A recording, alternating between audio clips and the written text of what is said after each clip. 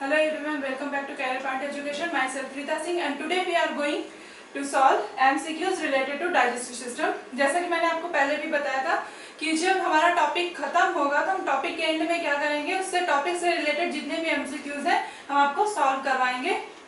इससे आपको आइडिया हो जाएगा कि एग्जाम में किस तरह के क्वेश्चन पूछे जाते हैं और किस तरह से क्वेश्चन को एग्जाम में साधारण से क्वेश्चन को घुमा फिरा के पूछा जा सकता है। ठीक है, तो शुरू करते हैं MCQs डाइजेस्टिव सिस्टम के। इसमें हमारा पहला क्वेश्चन है, how does food move through your digestive tract. ये हमारे क्वेश्चन जो है ये इंग्लिश में है, लेकिन हम इसे हिंदी में भी समझाते चलेंगे, हिंदी में एक्सप्लेन करते चलेंगे, जिससे जो हिंदी मीडियम के बच्चे हैं उन्हें भी प्रॉब्लम ना हो। तो हमारा पहला क्वेश्चन है, how does food move through your digestive tract, यानी कि हमारा जो फूड है वो हमारे डाइजेस्टिव ट्रैक्ट से या फूड पाइप से वो किस तरह से मूव होता है, कैसे मूव होता है। तो पहला ऑप्शन है इसका by gravity, by wave like muscle contraction, by cilia, by chemical absorption. तो अब हम इसमें देखेंगे ग्रेविटी, ये करेक्ट आंसर नहीं होगा क्योंकि ग्रेविटी का जो फूड पाइप होता है, ये फूड पाइप है, फूड पाइप से जो हमारा फूड मटेरियल स्टमक में आता है। तो यहाँ पे पूछ रहा है कि जो फूड मटेरियल हमारा फूड पाइप से स्टमक में आता है, फूड मूव करके आता है, तो वो किस प्रोसेस के थ्रू आता है या किस तरह से आता है। तो यहाँ पे ग्रेविटेशन का कोई रोल नहीं है, तो हमारा ए ऑप्शन ये करेक्ट ऑप्शन नहीं है। Bye wave like muscle contractions, अगर हम आपको रिमाइंड करवाएं, जब डाइजेस्टिव सिस्टम बताया था मैंने आपको, तो बताया था कि जो हमारा फूड मटेरियल है वो क्या करता है, कैसे आता है, जब स्टमक में आता है तो स्टमक जो होता है, स्टमक में आता है तो हमारी जो फूड पाइप होती है ये कैसी होती है, पेशी ऑर्गन है, यानी कि मस्कुलर मसल्स की बनी हुई होती है। और ये मसल्स क्या होती है, ये जो हमारा फूड मटेरियल आता है तो ये फैलती है, सिकुड़ती है, फैलती है, सिकुड़ती है। ठीक, तो इसी तरह से हमारा फूड मटेरियल क्या होता है, नीचे आता है। जब ये फैलती है और सिकुड़ती है तो इस तरह में क्या होता है, ये मसल जो होती है ये वेव लाइक कॉन्ट्रैक्शन, कॉन्ट्रैक्शन का मतलब होता है ये जो इनका सिकुड़ना और रिलीज होना, सिकुड़ना और रिलीज होना। ठीक है, तो इसका करेक्ट आंसर क्या होगा, by wave like muscle contractions. By cilia, cilia का इसमें कोई रोल नहीं होता है। बाय केमिकल एब्जॉर्प्शन, ये भी करेक्ट आंसर नहीं है। इसका करेक्ट आंसर क्या है, bye wave like muscle contractions, यानी कि जो फूड मटेरियल होता है वो डाइजेस्टिव ट्रैक्ट में किस तरह से मूव करता है, वेव लाइक मसल कॉन्ट्रैक्शंस। ठीक है, एक तो ये क्वेश्चन हो गया किस तरह से मूव करेगा, ये वेव लाइक मसल कॉन्ट्रैक्शन। और दूसरा, इस क्वेश्चन को घुमा फिरा के इस तरह से भी पूछा जा सकता है, वो कौन सी प्रोसेस है या ऐसी कौन सी प्रोसेस है जिसके थ्रू हमारा फूड मटेरियल फूड पाइप से स्टमक में आता है, वो कौन सी प्रोसेस है जिसके थ्रू हमारा फूड मटेरियल फूड पाइप से होके स्टमक तक आता है। तो ये जो कॉन्ट्रैक्शन की प्रोसेस है, ये वेव लाइक मसल कॉन्ट्रैक्शन, ये जो है पूरा, इसको हम क्या बोलते हैं, इस प्रोसेस को पेरिस्टाल्सिस, पेरिस्टाल्सिस हिंदी में कहा जाता है क्रमाकुंचन, क्रमाकुंचन।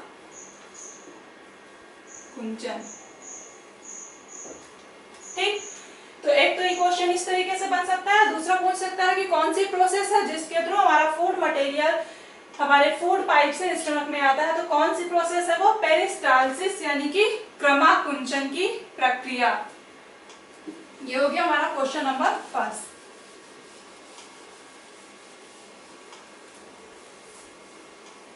अब आते हैं नेक्स्ट क्वेश्चन पे। अगला क्वेश्चन है हमारा, where does most of the digestive process take place, यानी कि सबसे ज्यादा जो पाचन की क्रिया होती है वो कहाँ पे होती है, कहाँ पे होती है।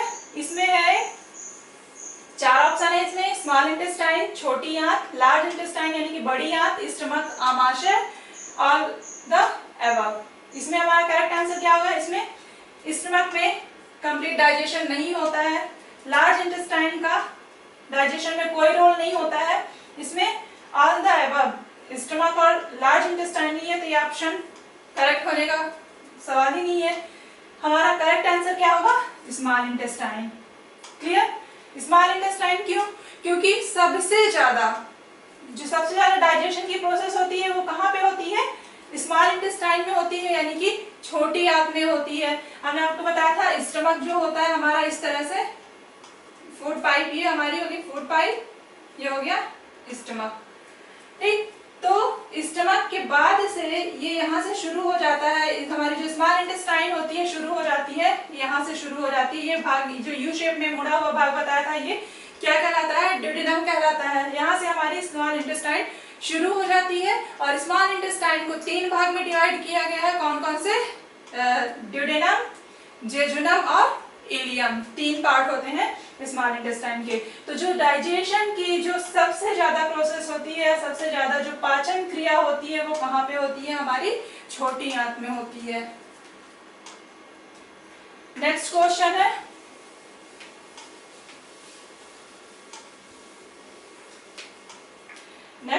है, what does the liver do to help digestion? Digestion में लीवर किस तरह से हेल्प करता है, या डाइजेशन में हेल्प करने के लिए लीवर क्या करता है? इसमें 4 ऑप्शन है। Make important enzymes, neutralize stomach acid, produces bile, regulate insulin. इसमें करेक्ट ऑप्शन क्या होगा? इसका करेक्ट ऑप्शन होगा प्रोड्यूसेस बाइल। लीवर हमारा क्या करता है? बाइल जूस बनाता है, यानी कि पित्त रस बनाता है। हमने आपको बताया था कि लीवर जो कंटिन्यू 24 आवर्स बिना रुके वो क्या करता है? हमेशा बाइल जूस बनाता रहता है। लेकिन यहाँ पे बाइल जूस बनाता है लीवर हमारा, लेकिन स्टोर कहाँ पे होता है? गॉल ब्लैडर में स्टोर होता है। तो एक ये भी क्वेश्चन बन सकता है, एक ये क्वेश्चन इस तरीके से भी पूछा जा सकता है कि लीवर किस तरह से हेल्प करता है? प्रोड्यूसेस बाइल जूस, यानी कि बाइल जूस पित्त रस को प्रोड्यूस करके बना करके। और दूसरा ये क्वेश्चन भी बन सकता है कि जो लीवर बाइल जूस को प्रोड्यूस करता है वो कहाँ पे स्टोर होता है? वो कहाँ पे स्टोर होता है? गॉल ब्लैडर में स्टोर होता है। गॉल ब्लैडर को हिंदी में कहा जाता है पित्ताशय या पित्त की थैली कहा जाता है। मेक इंपॉर्टेंट एंजाइम्स, ये करेक्ट ऑप्शन नहीं है, इसलिए क्योंकि हमारा जो लीवर है एंजाइम का फॉर्मेशन नहीं कर रहा है, वो बाइल जूस का फॉर्मेशन कर रहा है। न्यूट्रलाइज्ड स्टमक एसिड, ये भी करेक्ट ऑप्शन नहीं है। रेगुलेट इंसुलिन, इंसुलिन का लीवर में यहाँ पे कोई रोल नहीं है। ठीक, तो हमारा करेक्ट ऑप्शन क्या होगा? Produces bile.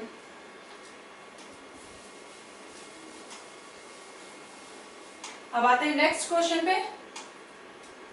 Which of these causes ulcer?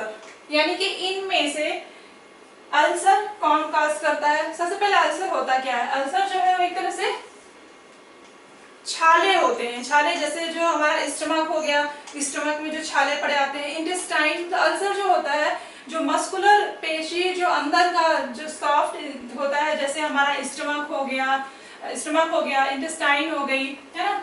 तो इनमें क्या जो म्यूकस लेयर होती है, इनमें अंदर क्या हो जाता है? इनमें छाले पड़े आते हैं हमारे स्टमक में या फिर इंटेस्टाइन में। अल्सर कई टाइप का होता है, वो अलग अलग जगह पे पाया जाता है, अलग अलग जगहों पे हो सकता है। इंटेस्टाइन छोटी आंत में भी हो सकता है, स्टमक में भी हो सकता है, क्योंकि ये क्या होते हैं? छाले होते हैं। तो इसका रीजन क्या है अल्सर का? तो इसका पहला ऑप्शन है bacterial infection in the stomach. Stomach में कोई बैक्टीरिया इन्फेक्शन कर देता है या कोई जीवाणु इन्फेक्शन कर देता है तब कि aspirin and other anti inflammatory, यानी कि एस्पिरिन जो मेडिसिन होती हैं, जो एंटीबायोटिक्स जो लेते हैं, एंटी इंफ्लेमेटरी जो होते हैं, उनकी वजह से होता है कि क्रोनिक स्ट्रेस की वजह से ए एंड बी, या फिर ए एंड बी दोनों की वजह से। तो इसका करेक्ट ऑप्शन क्या होगा?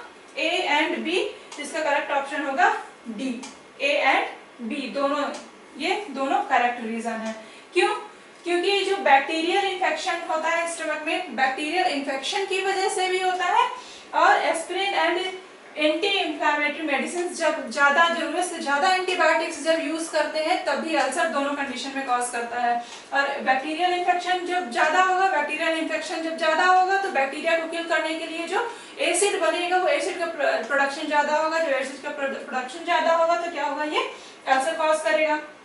और इसमें aspirin and other anti inflammatory medicine जो होंगी, यानी कि एंटीबायोटिक्स जो होंगे, ये दोनों ही ऑप्शन जो होंगे मिलके क्या करेंगे? अल्सर को कॉज करने में मदद करेंगे, जिसका करेक्ट ऑप्शन होगा D, A and B. Next question है हमारा, if pancreas is remove the compound which remain undigested is, मतलब अगर हमारे पेंक्रियाज को हटा दिया जाए यानी कि अग्नाशय को रिमूव कर दिया जाए, तो ये जो 4 कंपाउंड दिए हुए हैं, protein, carbohydrate, fat, all the above, इनमें से कौन सा कंपाउंड जो है वो अनडाइजेस्टेड रह जाएगा, यानी कि अपचित रह जाएगा, बिना पचा हुआ रह जाएगा। तो इनमें से कौन सा कंपोनेंट होगा? अब देखना यहाँ पे पेंक्रियाज क्या करता है, पेंक्रियाटिक जूस का सिक्रीशन करता है। पेंक्रियाटिक जूस में क्या होते हैं? 3 तरह के एंजाइम्स होते हैं, मैंने बताया था आपको। पेंक्रियाटिक जूस का सिक्रीशन करता है। पेंक्रियाटिक जूस यानी कि अग्नाशयी रस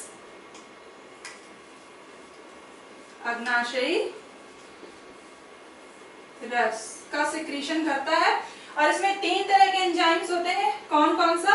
एमाइलेज,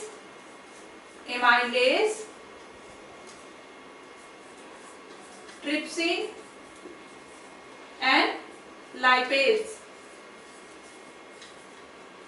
ठीक, एमाइलेज किसका डाइजेशन करता है? ये कार्बोहाइड्रेट का डाइजेशन करता है।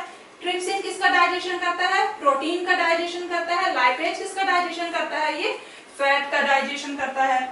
ठीक, यानी कि जो पेंक्रियाटिक जूस होता है, ये तीनों ही सब्सटेंसेस जो होते हैं, प्रोटीन, कार्बोहाइड्रेट, फैट, ये तीनों का डाइजेशन करता है। क्योंकि जो पेंक्रियाटिक जूस होता है, अग्नाशयी रस होता है, इसमें 3 तरह के एंजाइम प्रेजेंट होते हैं, एमाइलेज, ट्रिप्सिन एंड लाइपेज होता है। ये डाइजेशन में इनको कार्बोहाइड्रेट, प्रोटीन और फैट को डाइजेस्ट करने में सहायक होते हैं। तो अगर हम अब यहाँ पे देखिए क्वेश्चन, पेंक्रियाज को अगर हम रिमूव कर देंगे तो पेंक्रियाटिक जूस का सिक्रीशन नहीं होगा। जब पेंक्रियाटिक जूस का सिक्रीशन नहीं होगा तो कार्बोहाइड्रेट, प्रोटीन और फैट तीनों को ही डाइजेस्ट करने वाले एंजाइम जो हैं ये नहीं बनेंगे। जब ये एंजाइम ही नहीं रहेंगे तो कार्बोहाइड्रेट, प्रोटीन और फैट का डाइजेशन नहीं होगा। सीधी सी बात है, एंजाइम डाइजेशन में हेल्प करते हैं, और जब एंजाइम ही नहीं रहेंगे तो डाइजेशन नहीं होगा। तो अगर हम पेंक्रियाज को रिमूव कर देंगे तो प्रोटीन, कार्बोहाइड्रेट, फैट, इनमें से किसी का भी डाइजेशन नहीं होगा। तो इसका करेक्ट आंसर क्या होगा? All the above. यानी कि अगर हम रिमूव कर दें किसको? पेंक्रियाज को, तो कौन सा अनडाइजेस्टेड रह जाएगा? All the above. Protein, carbohydrate, fat तीनों ही क्या रहेंगे? अनडाइजेस्टेड रह जाएंगे। तो हमारा करेक्ट आंसर होगा डी।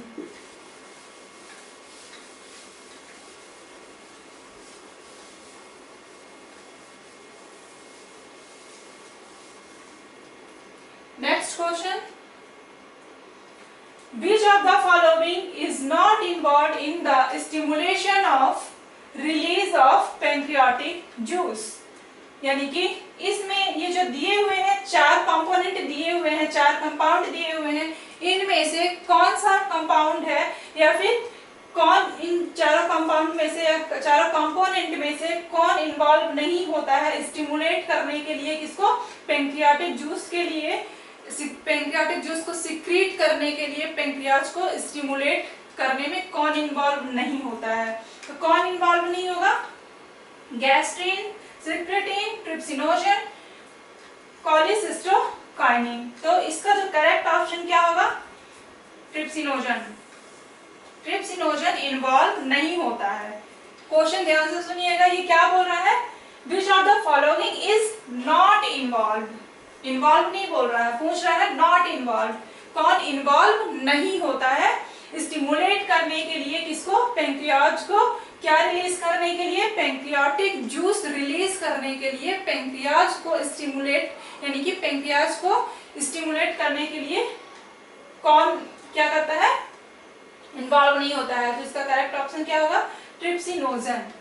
क्यों होगा ट्रिप्सिनोजन? क्योंकि ट्रिप्सिनोजन ये एंजाइम है, ये किस तरह का एंजाइम है? प्रो एंजाइम है, यानी कि इनएक्टिव फॉर्म में रहता है ये पेंक्रियाज में ही है, लेकिन ये इनएक्टिव फॉर्म में रहता है। जब ये एक्टिवेट होगा, अगर ये पेंक्रियाज में ही एक्टिवेट हो गया, सबसे बड़ी बात है कि पेंक्रियाज में इनएक्टिव फॉर्म में रहता है, प्रोएंजाइम है, मैंने अभी आपको बताया। और ये अगर पेंक्रियाज में एक्टिवेट हो जाएगा तो ये क्या करेगा, पेंक्रियाज में जो सेल हैं उन्हीं को क्या करेगा, डाइजेस्ट कर जाएगा या उन्हें डैमेज कर सकता है। इसलिए ये पेंक्रियाज में इनएक्टिव फॉर्म में रहता है ट्रिप्सिनोजन। ये एक्टिवेट कहाँ होता है, ये जब हमारा पेंक्रियाज जो है जब जूस को सिक्रेट करता है, तो जब ये ट्रिप्सिन जो होता है पेंक्रियाटिक सेल्स में ही पाया जाता है, तो जब हमारा पेंक्रियाज रिलीज करता है, जूस सिक्रेट करता है, तो ये ट्रिप्सिनोजन जब ड्यूडेनम में आता है, पेंक्रियाज से कहाँ पे आएगा, ड्यूडेनम में आएगा, तो यानी कि ग्रहणी में आएगा, तो ये ग्रहणी में आके ड्यूडेनम में आ करके एक्टिवेट होता है, ट्रिप्सिन फॉर्म में आता है, तब ये एक्टिवेट होता है। और ये जब पेंक्रियाज में जब तक रहेगा तब तक वो इनएक्टिव फॉर्म में रहेगा। ये एक्टिवेट होगा कब, जब ये ड्यूडेनम में आएगा, तभी इसका एक्टिव फॉर्म होगा। तो इसका पेंक्रियाज को स्टिमुलेट करने में कोई रोल नहीं होता है ट्रिप्सिनोजन का। ठीक, ये तो हो गया, ट्रिप्सिनोजन इन्वॉल्व नहीं होता है। बाकी इन तीनों का हम देख लेते हैं एक बार। गैस्ट्रिन, सिक्रेटिन एंड कोलेसिस्टोकाइनिन, ये क्या होते हैं, गैस्ट्रिन, सिक्रेटिन एंड कोलेसिस्टोकाइनिन। ये कोलेसिस्टोकाइनिन, सिक्रेटिन, ये क्या होते हैं, ये हार्मोन होते हैं, ये हार्मोन होते हैं। और ये क्या काम करते हैं, ये जो हमारा काइम, हमारा जो स्टमक से जब हमारा फूड मटेरियल आता है, ये हो गया हमारा स्टमक हो गया, तो हमारा जो फूड मटेरियल स्टमक से ड्यूडेनम में आता है, स्टमक में जो फूड मटेरियल हमारा रहता है तो क्या कहलाता है, काइम कहलाता है। तो जब काइम जो होता है, जब ड्यूडेनम में आता है काइम, तो ये क्या करता है, जब काइम आता है तो ये हार्मोन रिलीज होते हैं और ये क्या करते हैं, एक्टिवेट करते हैं, जा करके पेंक्रियाज को मैसेज देते हैं कि काइम आ गया है, जूस सिक्रेट करो। ठीक है, यानी कि ये हार्मोन जो होते हैं ये मैसेंजर का काम करते हैं, मैसेज देने का काम करते हैं कि काइम आ रहा है, उसको डाइजेस्ट करने के लिए क्या करो, जूस को सिक्रेट करो। तब जा करके पेंक्रियाज क्या करता है, एक्टिवेट होता है और वो जूस का सिक्रीशन करता है। जब तक ये सिक्रेटिन और ये कोलेसिस्टोकाइनिन मैसेज नहीं देंगे, गैस्ट्रिन, ये जब तक ये मैसेज नहीं देंगे तब तक हमारा पेंक्रियाज जो है स्टिमुलेट नहीं होगा और रिलीज नहीं करेगा पेंक्रियाटिक जूस को। जब मैसेज जाएगा, पेंक्रियाज एक्टिवेट होगा, पेंक्रियाटिक जूस का सिक्रीशन होगा, तब हमारा पेंक्रियाटिक जूस आएगा कहाँ पे, ड्यूडेनम में आएगा और यहाँ पे हमारे फूड मटेरियल का कंप्लीट डाइजेशन होगा। क्लियर। एक और बात, एक तो ये हो गया कि कौन इन्वॉल्व नहीं है, दूसरा ये जो हमारा सीसीके है और सिक्रेटिन है, तो इसमें जो कोलेसिस्टोकाइनिन है इसको सीसी के नाम से भी जाना जाता है, सीसीके हार्मोन। क्लियर। तो इसे शॉर्ट फॉर्म में, इस फॉर्म में ज्यादा देखने को मिलेगा आपको, कोलेसिस्टोकाइनिन फॉर्म में भी देखने को मिल सकता है, लेकिन ज्यादातर मोस्टली इसका जो शॉर्ट फॉर्म ज्यादा यूज होता है। तो अगर पूछा जाए कि कौन कौन इन्वॉल्व होता है, घुमा फिरा के क्वेश्चन पूछे जाते हैं, क्योंकि आजकल एग्जाम का जो लेवल है वो काफी धीरे धीरे टफ होता जा रहा है, तो वो साधारण से क्वेश्चन को भी घुमा फिरा के पूछते हैं। तो एक तो ये हो गया कि कौन इन्वॉल्व नहीं होता है, दूसरा ये क्वेश्चन बन सकता है कौन कौन से कंपोनेंट है जो इन्वॉल्व होते हैं। तो इसमें सिक्रेटिन, कोलेसिस्टोकाइनिन एंड गैस्ट्रिन होता है। कोलेसिस्टिन जो होता है ये सीसीके के रूप में भी इसको लिखा जाता है, सीसीके हार्मोन। क्लियर।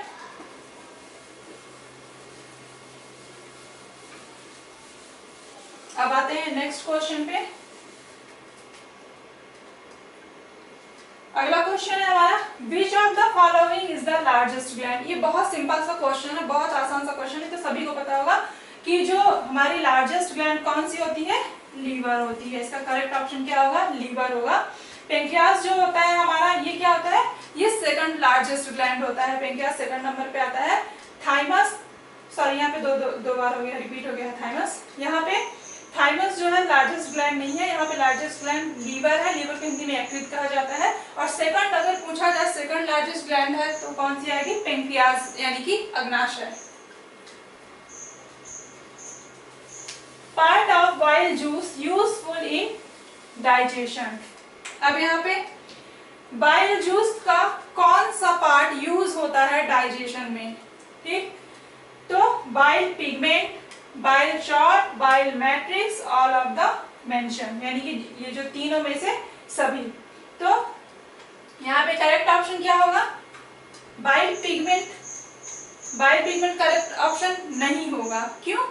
क्योंकि पिगमेंट वर्ड जहां भी आएगा तो पिगमेंट हमेशा, मैंने आपको बताया था, पिगमेंट हमेशा रिस्पॉन्सिबल होते हैं किसके लिए?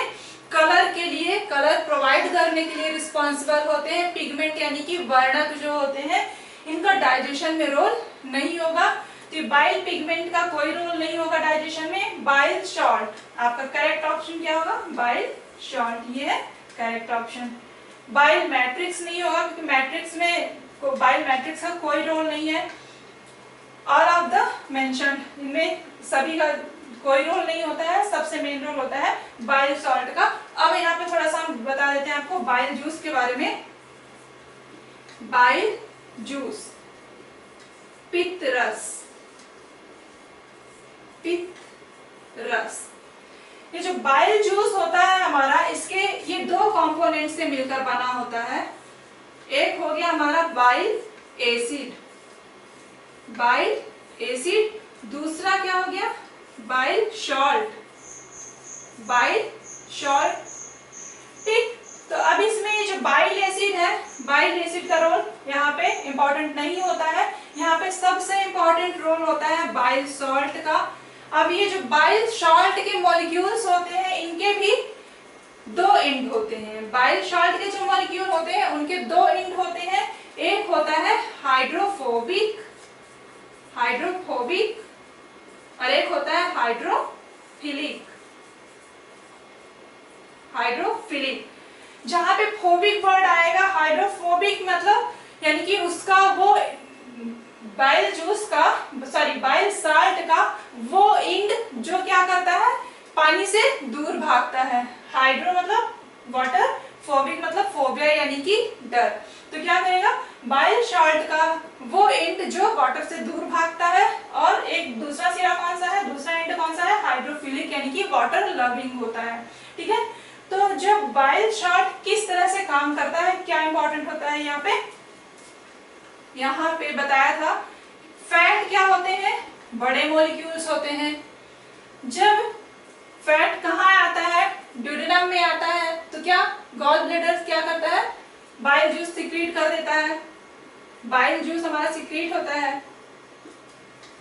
पित्त रस, और जब पित्त रस आता है तो ये फैट जो होता है, ये जो वसा होती है, ये किस में कन्वर्ट हो जाती है? फैटी एसिड में कन्वर्ट हो जाती है। किस में कन्वर्ट हो जाती है? फैटी एसिड में कन्वर्ट हो जाती है, यानी कि वशीय अम्ल में कन्वर्ट हो जाती है, वशीय अम्ल। ठीक है, और ये बड़ा पार्टिकल है, और ये फैटी एसिड जो होते हैं ये छोटे छोटे पार्टिकल्स होते हैं। ठीक, और ये जो वसा होता है ये पॉलीमर होता है, कई सारे इसमें छोटे छोटे पार्टिकल्स होते हैं। तो ये क्या करता है? जब बाइल जूस का सिक्रीशन होता है तो ये वसा जो होता है, फैट होता है, कॉम्प्लेक्स से सिंपल फॉर्म में आ जाता है। सिंपल फॉर्म में आ जाता है तो ये किस प्रोसेस के थ्रू आता है? इस प्रोसेस को क्या कहते हैं? ये जो बाइल जूस का सिक्रीशन होता है फैटी एसिड में कन्वर्ट होता है। तो यहाँ पे ये भी क्वेश्चन बन सकता है कि कौन सी प्रोसेस होती है वो? Emulsification, emulsification. हिंदी में बोलेंगे पायसीकरण, पायसीकरण, पायसीकरण की प्रोसेस होगी ये। तो ये जो बाइल सॉल्ट का, अब यहाँ पे ध्यान से देखिएगा कि बाइल सॉल्ट का काम क्या है। बाइल सॉल्ट क्या करेगा? ये जो फैटी एसिड है, फैटी एसिड के मॉलिक्यूल्स पे आके किनारे किनारे से चिपक जाएंगे। कौन सा एंड आगे चिपकेगा? यहाँ पे हाइड्रोफोबिक।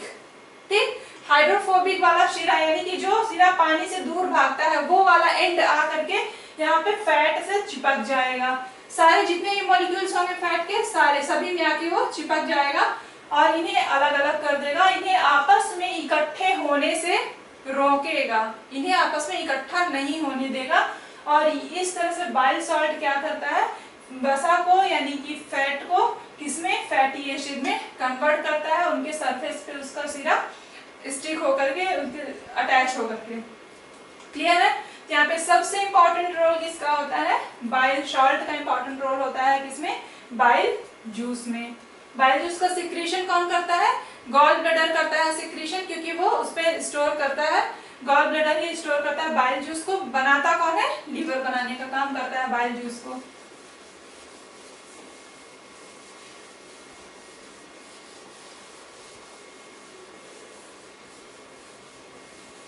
अब आते हैं नेक्स्ट क्वेश्चन पे। Bile helps in digestion of protein, breakdown of nucleic acids, emulsification of fat, phagocytosis। अभी हमने आपको क्या बताया, किसमें रोल प्ले करता है bile? Emulsification of fat.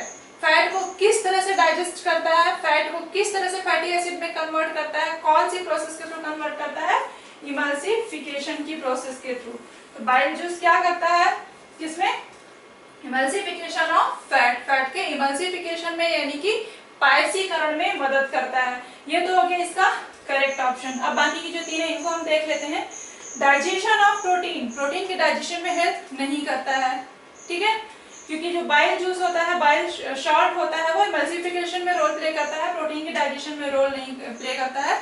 Protein का जो डाइजेशन होता है उसमें जो ट्रिप्सिन आता है, जो पैंक्रियाटिक जूस का सिक्रीशन होता है उसमें ट्रिप्सिन जो आता है, ट्रिप्सिन करता है डाइजेशन प्रोटीन का। प्रोटीन का डाइजेशन बाइल जूस नहीं करता है। Breaking down of nucleic acid, nucleic acid को ब्रेक डाउन में भी हेल्प नहीं करता है। फैगोसाइटोसिस, फैगोसाइटोसिस में तो कर ही नहीं सकता है बाइल जूस, यानी कि पित्त रस जो होता है फैगोसाइटोसिस में रोल प्ले नहीं करता है, क्योंकि फैगोसाइटोसिस एक प्रोसेस होती है, ये एक ऐसी प्रक्रिया होती है फैगोसाइटोसिस कि जब कोई बाहरी यानी कि फॉरेन पार्टिकल क्या होता है? ऐसे पार्टिकल या ऐसे कण या फिर ऐसे मतलब बैक्टीरिया है, वायरस है, चाहे वो डस्ट हो, कुछ भी हो सकता है, जो हमारे शरीर का हिस्सा नहीं है, फिर बाहरी चीजें चाहे वो कुछ भी हो, या फिर बैक्टीरिया, वायरस हो या फिर डस्ट हो, कुछ भी हो, वो जो हमारे शरीर का हिस्सा नहीं है, हमारे शरीर का बाहरी पार्टिकल है, वो हमारे लिए फॉरेन पार्टिकल का काम करेगा। और जो फॉरेन पार्टिकल है उसको हम क्या बोलते हैं? एंटीजन।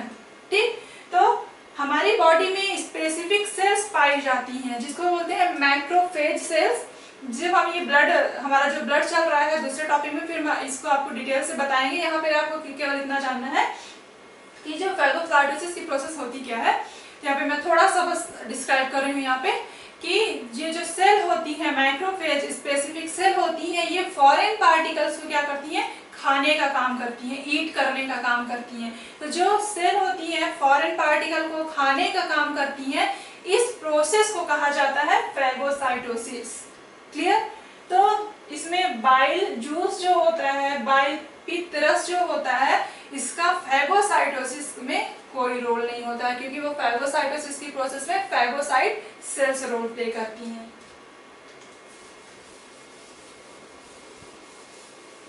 अब हमारा आता है नेक्स्ट क्वेश्चन है name the digestive juice that lack enzyme but helps in digestion. कौन सा डाइजेस्टिव जूस यानी कि पाचन रस है जिसमें कि एंजाइम नहीं पाए जाते हैं, लेकिन फिर भी वो क्या करता है? डाइजेशन में हेल्प करता है। तो हमारा कौन सा एंजाइम है ऐसा कौन सा डाइजेस्टिव जूस है? बाइल जूस यानी कि पित्त रस, क्योंकि पित्त रस में अभी मैंने आपको बताया था क्या, उसके कंपोनेंट में बाइल एसिड पाया जाता है, बाइल सॉल्ट्स पाए जाते हैं, इसमें एंजाइम नहीं पाया जाता है। जबकि ये क्या होता है? डाइजेस्टिव जूस होता है, डाइजेशन में हेल्प करता है, लेकिन इसमें किसी भी तरह का एंजाइम नहीं पाया जाता है बाइल जूस में। पैंक्रियाटिक जूस जो होता है, अग्नाशयी रस जो पैंक्रियास सिक्रेट करता है, उसमें क्या होता है? 3 तरह के उसमें एंजाइम पाए जाते हैं। कौन कौन से? उसमें हमने आपको बताया था एमाइलेज, ट्रिप्सिन एंड लाइपेज, 3 तरह के एंजाइम पाए जाते हैं। टाइलिन एंड पेप्सिन, ये धो ही नहीं सकते क्योंकि पेप्सिन टाइलिन ये क्या खुद ये एंजाइम है। ठीक, पेप्सिन जो प्रोटीन के डाइजेशन में हेल्प करता है, पेप्सिनोजन फॉर्म में रहता है, प्रो एंजाइम के फॉर्म में रहता है, जब ये एक्टिव होता है तो पेप्सिन फॉर्म में आता है, स्टमक में प्रेजेंट रहता है। क्लियर? तो यहाँ पे कौन सा डाइजेस्टिव जूस होता है जिसमें एंजाइम नहीं पाया जाता है? Bile juice. बाइल जूस में किसी भी तरह का एंजाइम नहीं पाया जाता है।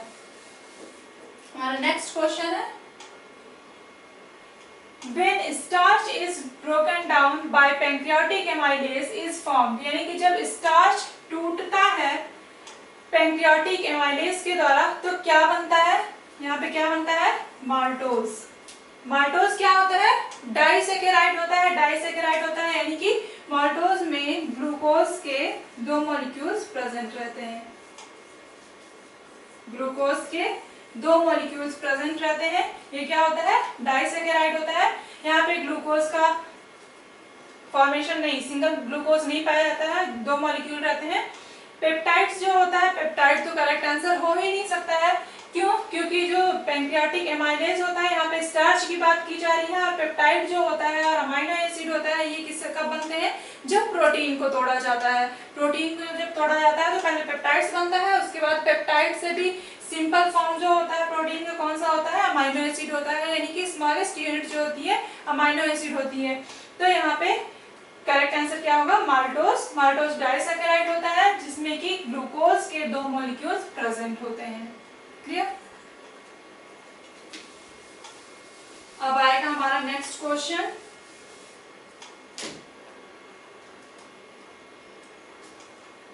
What do canines do to food?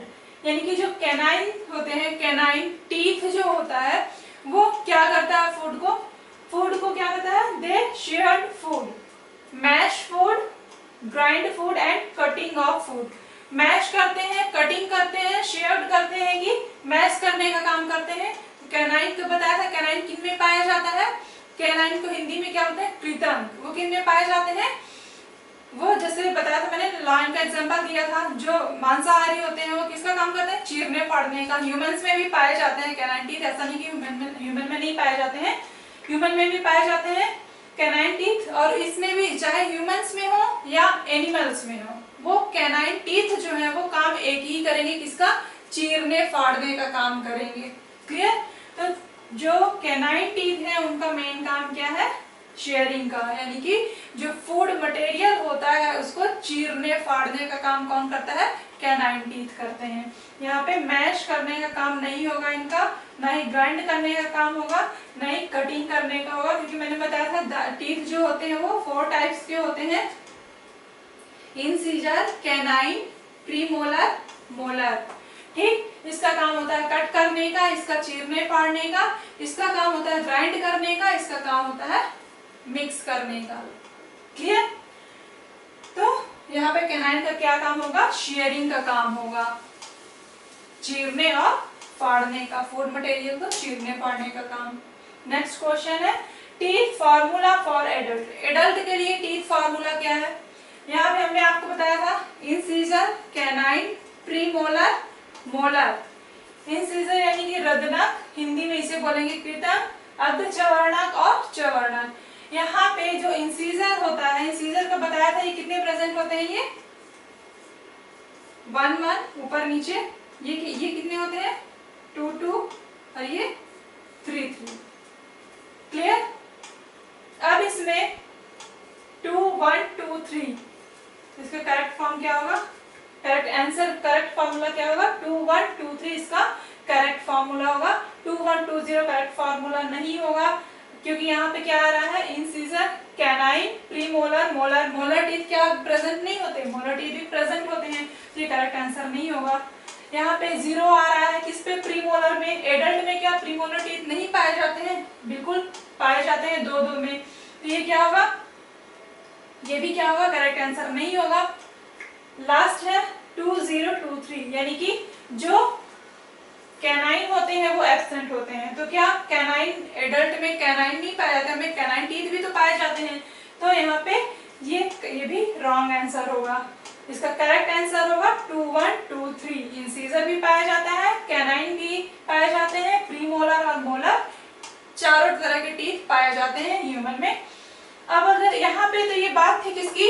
Adult teeth फार्मूले की। एडल्ट में ये चारों तरह के दांत पाए जाएंगे, incisor, canine, molar and premolar and molar, चारों तरह के पाए जाएंगे। अगर यहाँ पे एडल्ट की जगह पूछ ले कि टीथ फार्मूला फॉर चाइल्ड, बच्चों के लिए क्या टीथ फार्मूला होगा, तो इसका करेक्ट ऑप्शन क्या होगा? हमने बताया था बच्चों में भी क्या होता है, ये जो चारों टाइप हैं, इंसीजर, कैनाइन, प्रीमोलर, तो इंसीजर क्या होते हैं? वो भी 2 2 होते हैं।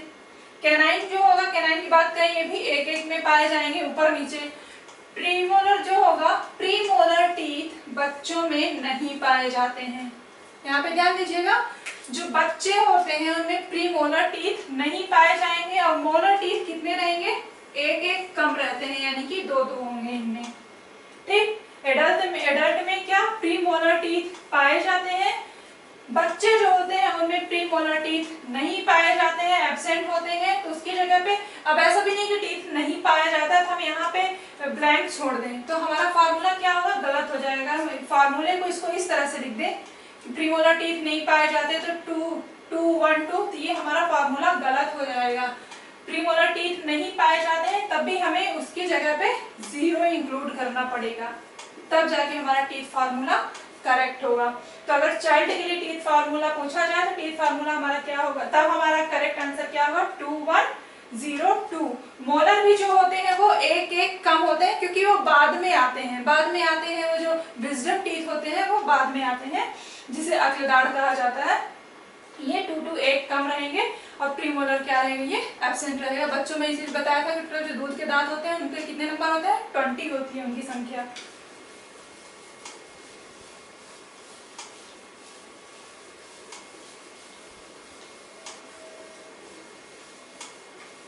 आते हैं नेक्स्ट क्वेश्चन पे। Name of the gland associated with the human digestive system. कौन सी ग्लैंड है जो एसोसिएटेड रहती है ह्यूमन डाइजेस्टिव सिस्टम के साथ, कौन सी, salivary gland and pancreas, salivary gland and liver, यानी कि लारी ग्रंथियां और अग्नाशय, लारी ग्रंथियां और लीवर,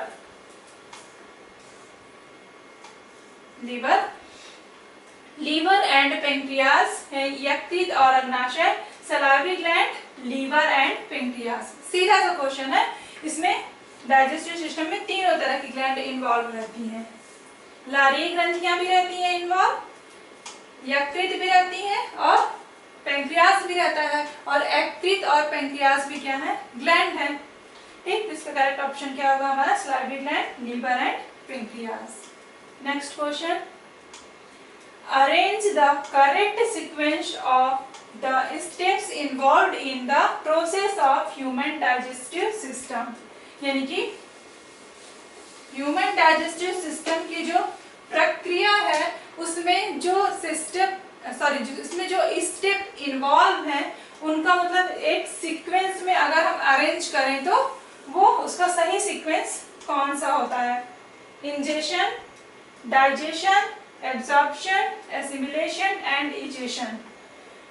अब इसमें इंजेशन का क्या मतलब होता है, इंजेशन का मतलब होता है अंतर्ग्रहण, यानी जब हम फूड मटेरियल गेन करते हैं अंदर मुंह के इंजेक्ट करते हैं तो इंजेशन कहलाता है अंतर्ग्रहण। डाइजेशन क्या कहलाता है, पाचन। इंजेशन का होता है अंतर्ग्रहण, ग्रहण, इंजेशन।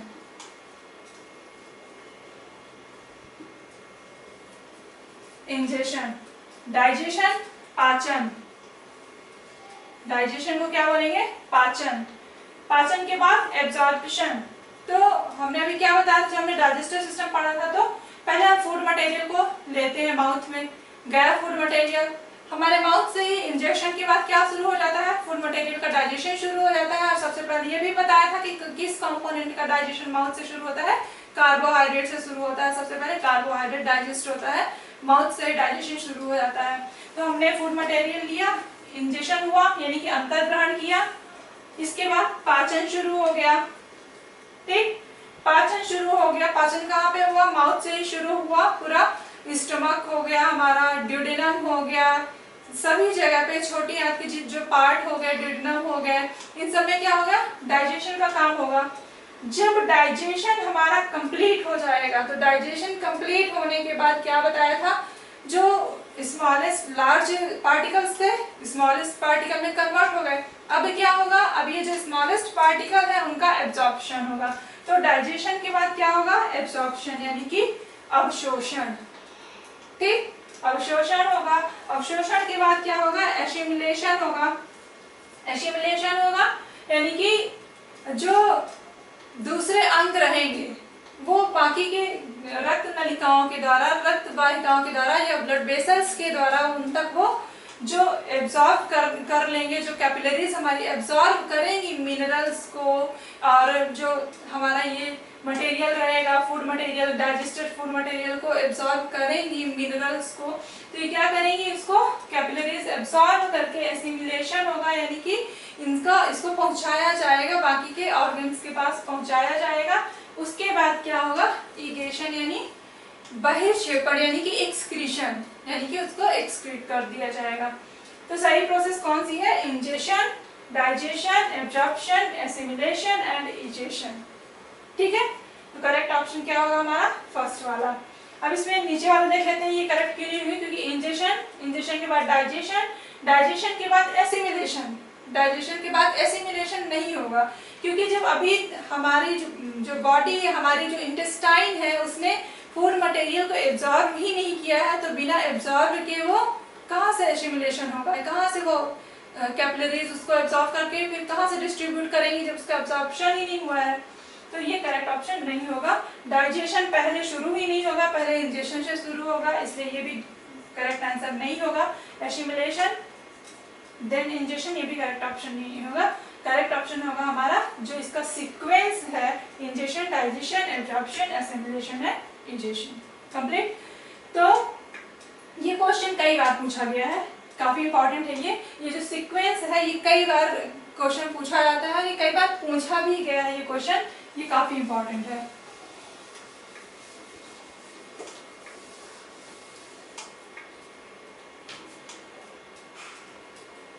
तो ये था हमारा डाइजेस्टिव सिस्टम से रिलेटेड एमसीक्यूज थे।